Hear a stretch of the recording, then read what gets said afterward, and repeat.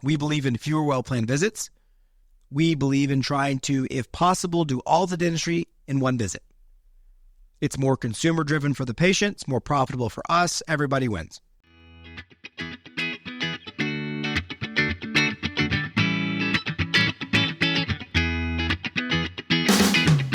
Welcome back to the Millennial Dentist Podcast, a podcast all about working smarter, not harder. Pushing dentists to go beyond dental school dentistry and build the practice of your dreams. Here is your host, the Millennial Dentist himself, Dr. Sully Sullivan. Super pumped to be with you today. Gonna rock it out here. All right, so what we're gonna talk about today, I think this will be a good episode. This is top of mind for me because we just hired a new associate doctor. So that'll get us back up to 6 doctors. And, it's interesting kind of the process that you go through when you hire an associate. And so I want this episode to be really directed in 2 components. One is a little bit of like, how do we onboard an associate to be successful? And number 2 is, what it takes, I think, or what the mentality should be for the doctor and the associate as they come in to, ultimately trying to build a successful relationship in the practice. So that's kind of the game plan for today. Before we get started, a little bit about 3D Dentist. That's who sponsors the podcast, aka me. So we're excited about that. We have to talk about things. The course I wanted to talk about today is 3D treatment planning. It kind of ties into this associate thing in that one of the best courses we offer, I think, is our 3D treatment planning course. It's our take on one of these fundamental courses like a Spear, Pankey, Coyce, etc., and that we've taken a lot of the information that we've learned through our careers and through our education, both in CE and what we teach, and we've really consolidated that into a program that is practical and implementable. So think about a program where you start to learn how to see the dentistry more, how to look at where the teeth go in the face, how to use digital technology to treatment plan and close more comprehensive dentistry. So it's our take on like the really the fundamental course that everyone should be getting 2 or 3 years out of school, but taking it with a digital approach and a practical implementable. My challenge when I went to Coyce, when I went to Spear, was I felt like that all these courses, even though there was a wealth of knowledge, ultimately what I saw people leave with was just confusion. And if I asked, like, what did you actually implement and take from those courses? Frankly speaking, if you've taken one of those courses, maybe it's a little, but it's usually not as much as you'd like relative to the price tag. So check it out, 3D treatment planning. It's something we offer a couple times a year. And if you have associates, I think it's one of the best courses you can send them to because ultimately it's all about seeing the dentistry and treating patients in a comprehensive manner. What does onboarding look like, right?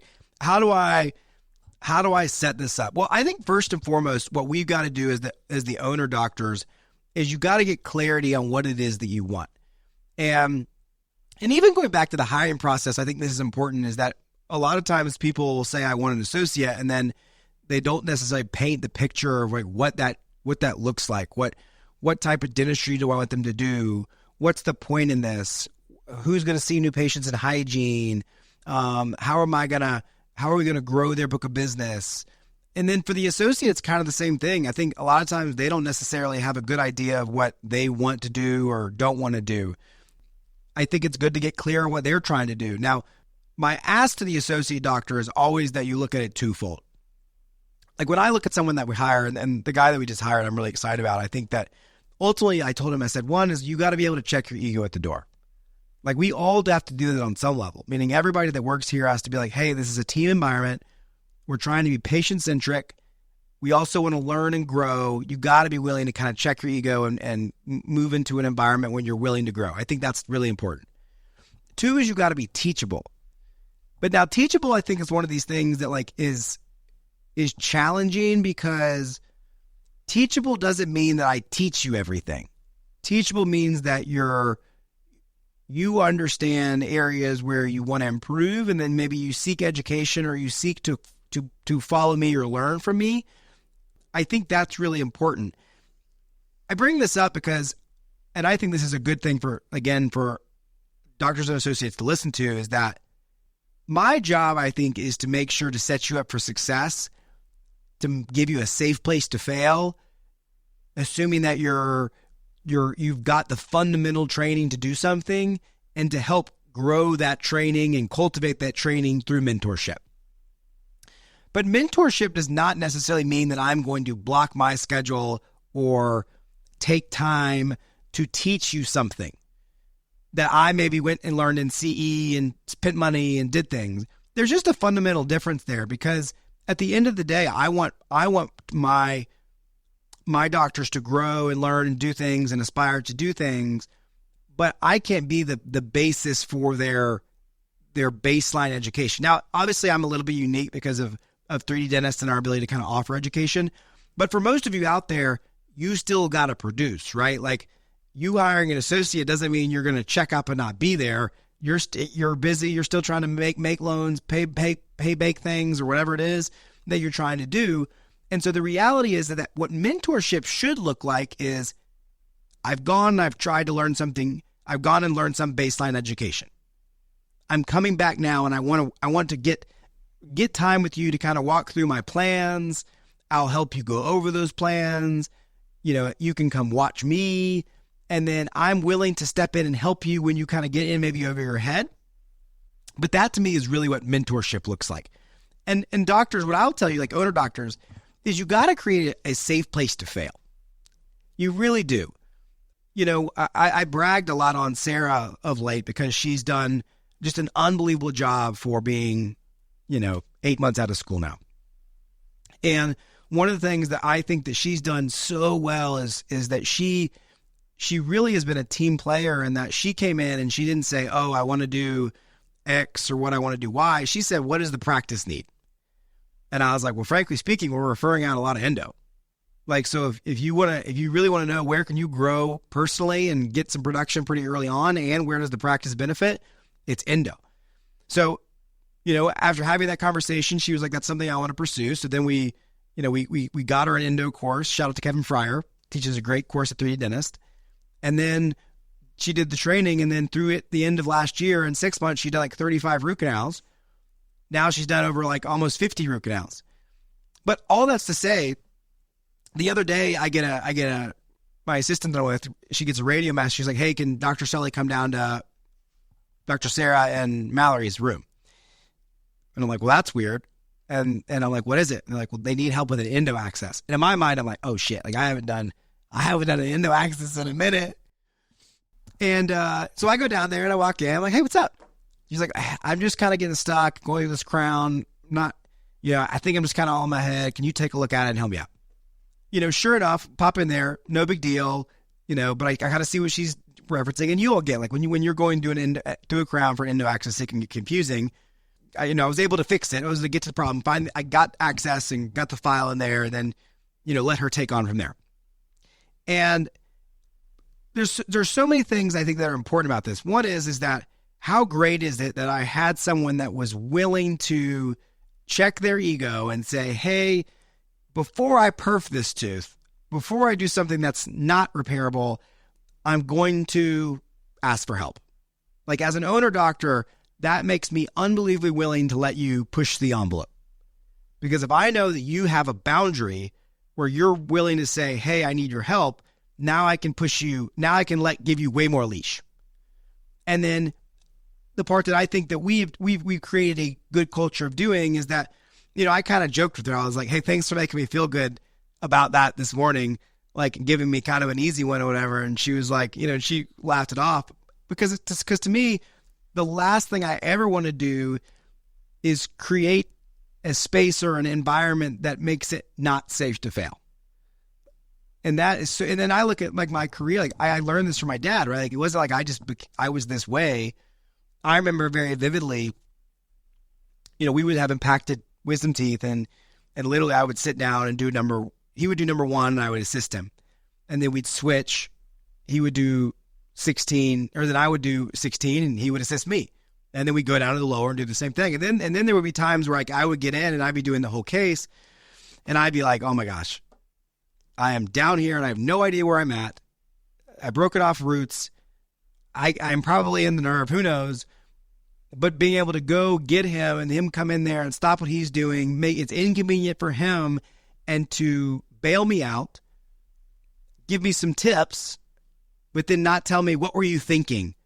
Or blah, blah, blah, blah, blah. And so it's always going to be twofold, right? Like if I did that over and over and over, I learn from those mistakes. That's a problem. Like we can't, it has to be safe to fail, but then there also has to be boundaries, right? So like if I get into a situation where you're not letting me know, or it's becoming a routine thing, like that becomes a problem. But we need to create a culture where it is safe to fail, and mentorship in that regard creates that environment.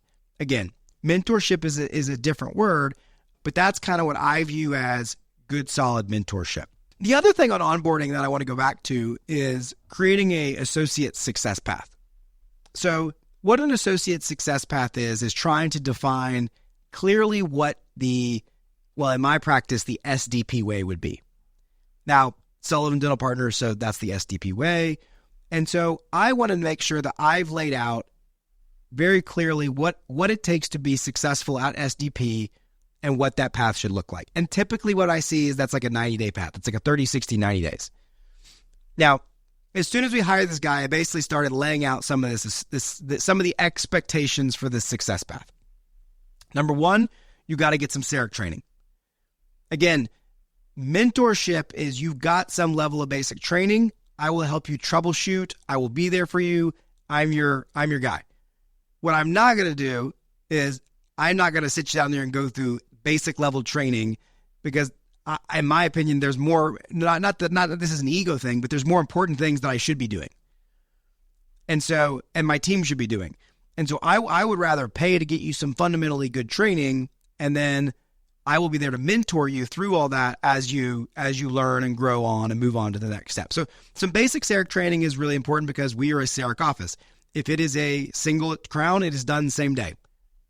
End of story. That's how we operate. And so I need to set the expectation that that's the case. So CEREC training is a part of our essentially first 30 days. Like you got to get that training.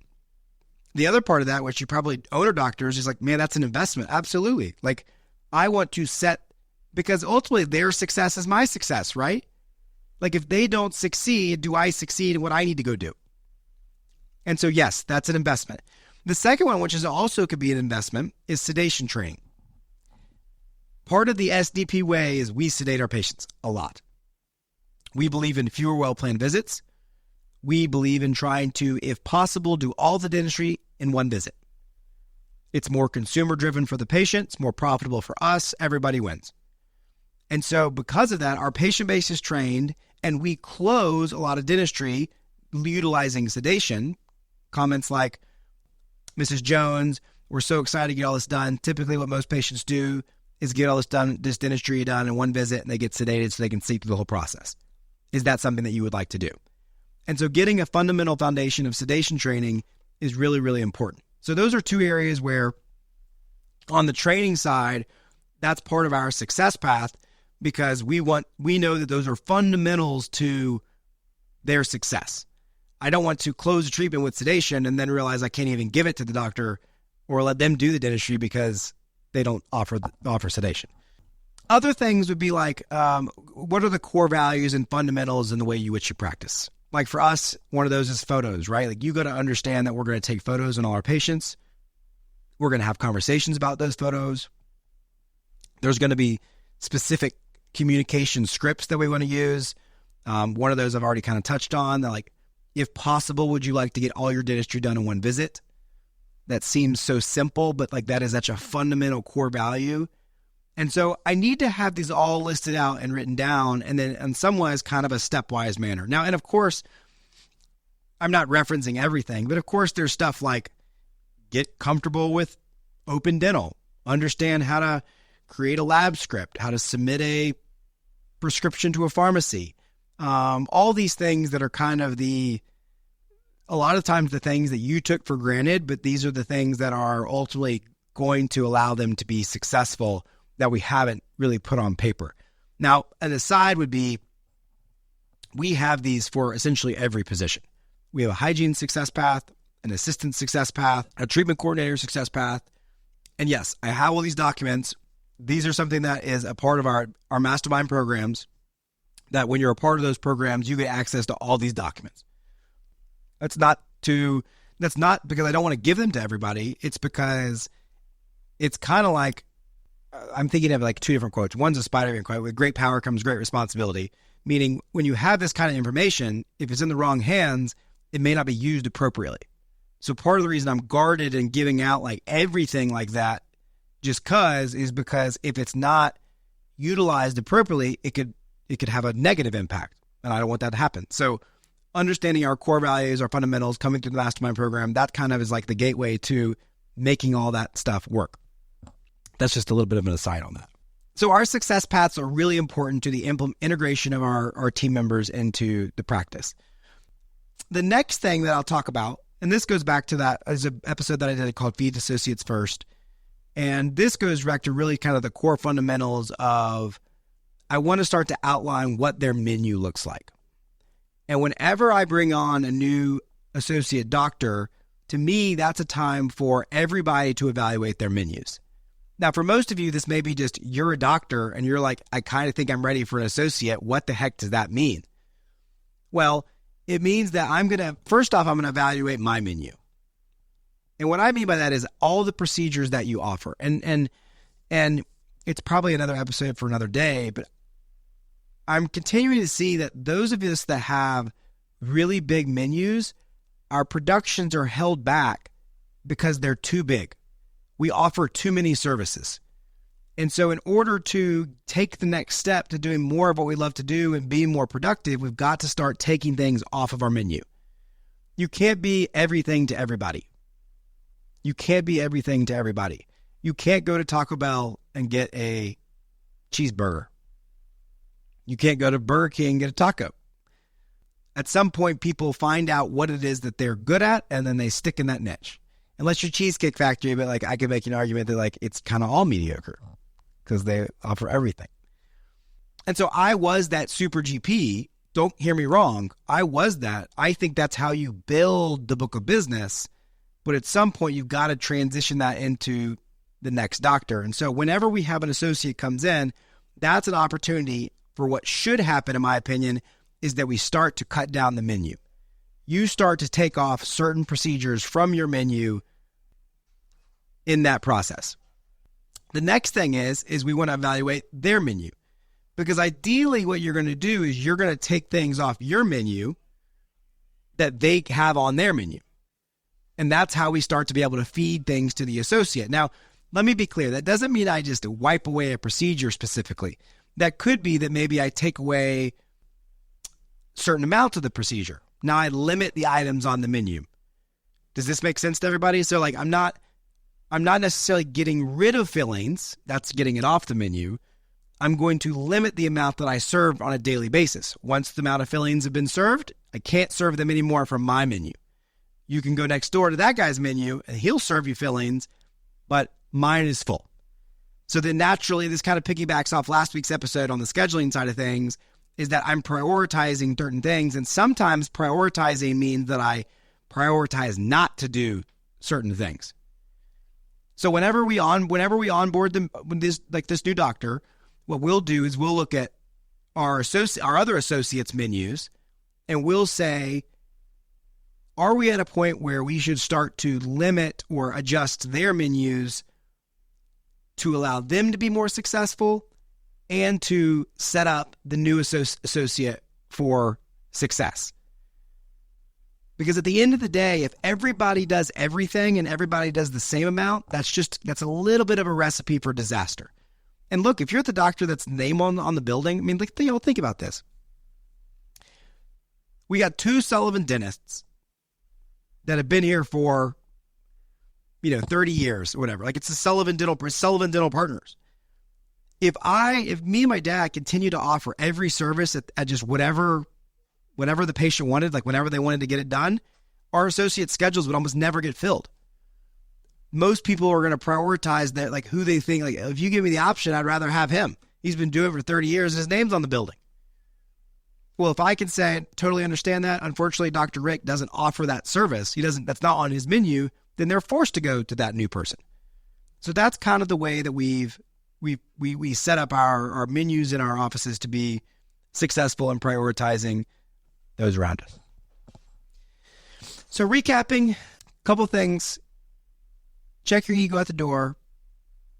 That's for both parties. Be teachable. Understand what mentorship means. Mentorship means coming with a fundamental understanding of something and then allowing that to flourish and blossom. It doesn't mean I have no idea what an implant is, but hey, can you teach me how to do implants? That's not mentorship. Let's have associate success paths. Let's define what the SDP way is in your practice. Not only does it go that for education, that also goes for materials. Like, you don't get to come in here and decide, I want to use that composite or that cement. Like, that's defined by the SDP way. Now, what that doesn't mean is I'm not open to having conversations and changing. Like, if our newest associate comes in and says, hey, I have this product that I really loved. It was great. I had great results of it. Have y'all ever used it? I would be like, hey, let's check it out. That's checking my ego, right? That like someone who's maybe not as done as much or not been in dentistry as long could be willing to show me something that I don't know. So I'm not opposed to changing, but we will have a defined SDP way. And so that may come in and then change something. But I think that we've got to be better about defining what it is that the way is that you practice. If you do these things, I think that you're halfway there to already having a really good relationship and successful associateship, successful having one and being there. Yeah, so I hope this is helpful. If you enjoyed the episode, I've been getting lots of good feedback. Please keep that coming. Leave me a 5-star review on iTunes, please. Trying to get my reviews up. Send me a DM if you want some content that you want to talk about. Everybody works smarter, not harder. We'll see you next time.